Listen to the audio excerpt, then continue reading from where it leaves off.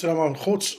نهضروا في واحد الموضوع ديال البيرمي اللي تيخص الجاليه المغربيه اللي خارجه في اوروبا والدول الاوروبيه كلها، اسبانيا، طاليان، بلجيكا، هولندا. اللي تيخصو الامر، راه كاين واحد وقفه احتجاجيه في اسبانيا في اسبانيا اللي تيهم الامر. التاريخ نهار 6 في شهر 6 في 2026، يعني باقي لها تقريبا شي شهر اللي تيهم الامر. وتنتمنوا ان شاء الله الوقفه احتجاجيه عاوتاني حتى في الطاليان في روما قدام السفاره بخصوص البيرميات اللي عندهم المشاكل ديال البيرمي. نتمناو الناس يتحركوا شويه، يهضروا على الحقوق ديالهم، ما يبقاو ساكتين. راه حق، راه ماشي البيرمي غتشفرو ولا راه حق خصك تهضر عليه، فهمتيني؟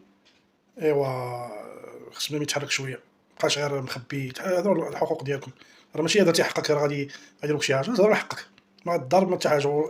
اي وقفه احتجاجيه خاصكم توقفوا، يعني تكون سلميه، ما كاين لا غوات لا والو، لا يعني كلشي سلمي، ويكون الوقفه تكون يعني مرخصه، يعني من الناس ديال اللي مكلفين، وما يكون صداع لا والو. ونتمنوا ان شاء الله الناس يوعاو شويه، الوعي اللي يبغى شي حاجه، بغى حقه خاصو يتبعو. نتمنوا ان شاء الله تكونوا على الموعد. يلا، السلام عليكم.